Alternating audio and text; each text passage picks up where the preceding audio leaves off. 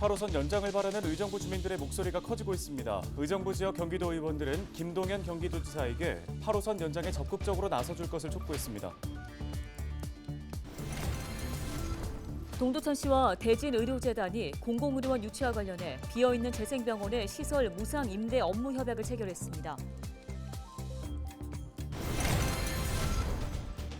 연이어 발생하는 묻지마 범죄를 두고 지역사회의 우려가 커지고 있습니다. 불특정 다수가 범죄의 피해자가 될 수 있다는 점에 시민들의 불안감이 커지고 있습니다. 양주시가 종합장사시설 건립을 추진하고 있습니다. 종합장사시설 유치 지역에 수익시설 운영권을 부여하기로 했습니다.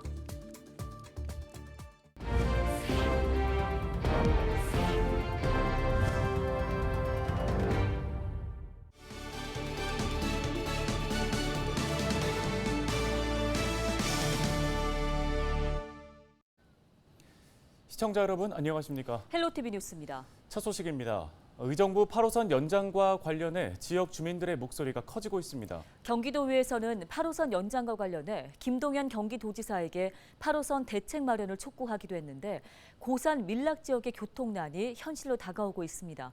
김소영 기자가 현장 취재했습니다. 전철 8호선 연장은 의정부 시민들의 오랜 염원입니다. 의정부시는 제5차 국가철도망 계획에 전철 8호선 의정부 연장을 반영하기 위해 현재 용역을 진행 중입니다. 최근 의정부 동부 지역에 고산지구 입주가 본격적으로 시작되고 법조타운 공공주택지구 조성이 구체화되면서 대중교통 수요는 더 늘어날 것으로 예상되고 있지만 수요 예측에 비해 현재 턱없이 부족한 상태입니다. 최병선 경기도의원은 이와 관련해 경기도의 대책 마련을 촉구했습니다. 의정부시 기초지자체에서 해결한다기보다 경기도, 즉 광역단체가 나서야 한다는 겁니다. 제5차 국가철도망 계획에 고산, 밀락, 법조타운 등 의정부 내에서도 극심한 교통난을 겪는 지역까지 연장 안에 포함이 되어야 한다라고 촉구를 했습니다. 8호선 연장과 관련해 주민이 올린 글에는 11,000여 명이 동의했고 4만 4천이 넘는 조회수를 기록하기도 했습니다. 용역이 지금 맡겨져 있는 상태고 이제 행정 절차니까 경기도에서는 이제 그 절차가 다 이행이 되고 난 다음에 결과를 보고 그 다음에 적극적으로 이제 국가에 요구를 할 것이라고 예측되고 있습니다. 경기도는 8호선 의정부 연장은 현재 진행 중인 의정부시 영구 용역에서 경제적 타당성 등을 검토하고 있다며 검토 결과가 나오는 대로 국토교통부에 적극 건의해 제5차 국가철도망 구축 계획에 반영될 수 있도록 최선을 다하겠다고 말했습니다. 김동연 지사님의 그 적극적인 의지로 추진되고 있는 경기 북부 특별자치도의 설치와도 그 의미가 부합합니다. 그 이유는 경기 북부의 교통망의 개선은 이제 경기 북부의 투자로 연결될 것이고. 의정부시는 현재 8호선을 고산 밀락 지구까지 연장하기 위한 사전 타당성 조사 용역을 진행 중이며 내년까지 완료하겠다는 계획입니다. 헬로티비 뉴스 김소영입니다.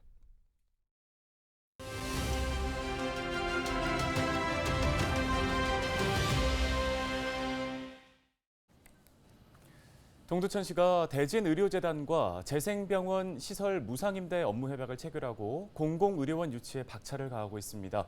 어떻게 노력하고 있는지 조금 더 자세한 이야기 들어보도록 하겠습니다. 네, 동두천시 전성희 미래발전팀장 전화 연결돼 있습니다. 안녕하십니까?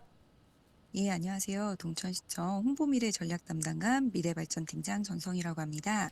예, 저희가 앞서 전해드린 것처럼 대진의료재단이 동두천 재생병원 본관 건물을 경기도 의료원으로 사용할 경우에 무상으로 제공을 하기로 했습니다. 경기 동북부권 공공의료원 유치에 큰 영향을 미칠 것 같은데요. 이 공공의료원 유치를 희망하는 지자체들 사실 많이 있습니다. 왜 꼭 동두천이어야 하는지 이 부분에 대한 설명을 좀 들어볼까요? 간절함뿐 아니라 동두천 유치 당위성이 확고하기 때문에 유치를 추진하고 있습니다. 공공의료원이 동두천 재생병원에 입주하면 일단 건축비에 소요되는 2천억 원 이상의 예산이 절감됩니다. 또한 완성된 병원 건물을 활용하기 때문에 2년 이내에 신속 개원이 가능하다는 장점과 1190병상이 확보되어 있어서 코로나19와 같은 전염병이 재유행할 시에는 국가재난관리병동으로도 전환 활용할 수 있어서 동두천이 공공의료원 유치에 가장 적합한 최적지라고 할 수 있습니다. 네, 그러면 공공의료원을 유치하기 위해서 동두천시는 어떤 노력들을 기울이고 있습니까? 박형덕 동두천 시장님께서 지난 3월 김동연 도지사님에게 동두천 유치 건의를 시작으로 해서 4월 시의회에서 공공의료원 동두천 설치 촉구 성명서를 발표했습니다.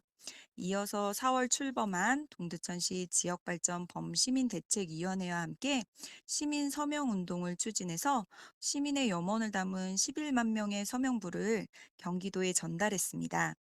그 이후로도 경기도의회 염종현 의장님과 최종현 보건복지위원장 등 주요 관계자를 만나서 관심과 지지를 이끌었으며 이번 협약식까지 전방위적으로 유치 활동을 펼치고 있습니다.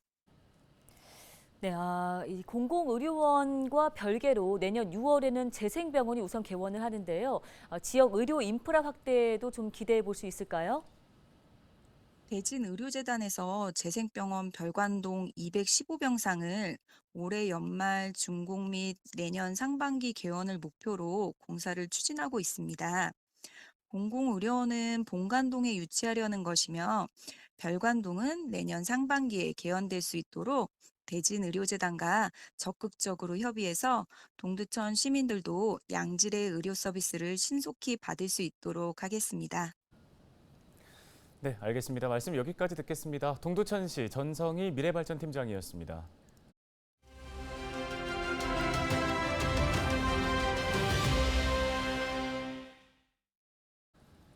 최근에 묻지마 범죄가 잇따라 발생하면서 시민들의 불안감이 커지고 있습니다. 사형제도 부활 등 강력 범죄에 대한 처벌을 강화해야 한다는 목소리도 나오는데요. 네, 범죄 예방 대책 등 묻지마 범죄에 대한 시민들의 생각 들어봤습니다. 여론은 지금 김진재 기자입니다. 최근 잇따라 발생하고 있는 묻지마 범죄. 구체적인 동기 없이 불특정 다수가 범죄의 피해자가 될 수 있다는 점에서 시민들의 불안감이 커지고 있습니다. 되게 모자 쓴 사람들 무서워서 약간 피하게 되고 그런 거 좀 경계하게 되는 것 같아요. 전기 충격기 들고 다녀요. 너무 무서워요. 저도 이렇게 자식을 키우는 입장인데, 아이 정말 밖에를 이렇게 내보낼 수 없을 정도로 무서워 죽겠어요, 진짜. 특히 온라인상에서는 살인 예고 등 묻지마 범죄를 암시하는 글들이 올라오고 있는 상황. 시민 불안에 더해 무분별한 범죄 예고에 경찰력이 투입되고 있어 대책 마련이 시급하다는 목소리가 높아지고 있습니다. 정부나 경찰들이 노력하고 있다는 걸 홍보를 많이 하면 좀 범죄를 하려고 생각했던 사람도 좀 경각심을 가지지 않을까. 가해자 처벌에 대해서는 범죄 예방을 위해 처벌을 강화해야 한다는 목소리와 처벌만이 능사가 아니라는 의견이 나옵니다. 처벌이 세지니까 그 흉악범이 더 늘어나는 것 같아요. 그래서 적정하게 거기에 알맞게 그렇게 세게 처벌하는 것만이 그것만이 능사가 아니라고 좀 생각을 합니다. 우리나라가 다른 나라에 비해서 너무 제도적으로 형량도 작고 가해자를 너무 지나치게 보호하는 시스템이지 않나, 이런 저는 개인적인 의견이 있고요. 이런 부분에 대해서 그런 것이 이제 일벌백계 돼야지 좀 사례적으로 사람들이 조금 더 경각심을 가지고. 전문가는 강압적인 대책만으로는 범죄 예방에 한계가 있다며 시민들이 느끼는 불안감이나 모방 범죄를 일으키는 사람들에 대한 면밀한 분석이 우선돼야 한다고 조언합니다. 엄벌을 차고 극형을 차고 사형을 적시시키는 것을 하면 할수록 더 많은 사형이든 엄벌을 차는 일들이 벌어지지 결코 그 일이 없어지지 않는다는 거예요. 어떤 사람이 가장 불안을 많이 느끼고 또 평소에 열심히 억눌러 놓고 있던 피해의식이 갑자기 폭발하듯이 나타나는 사람들은 누구인가에 대한 이해를 한 다음에 정부는 전국적으로 CCTV 확대 설치를 추진하는 등 구체적인 범죄 예방 대책을 논의 중입니다. 헬로티비 뉴스 김진재입니다. 의정부 경찰서가 연이은 묻지마 범죄로 인한 주민들의 불안감을 해소하기 위해 특별 치안 활동에 나섰습니다. 의정부 경찰은 두 차례 살인 예고글이 올라왔던 의정부역 등 다중 밀집 지역에 기동대 등 가용 경력을 집중 배치했는데요. 자율방범대와 시민경찰대 등 방범협력단체와 합동 순찰도 진행하고 있습니다. 특히 신림역 살인사건과 관련해 시민들이 자주 이용하는 등산로와 산책로 일대의 순찰도 강화하고 있습니다. 양주시가 최근 종합장사시설 건립추진위원회를 열고 주민지원사업안과 공개모집 공고안을 심의 의결했습니다.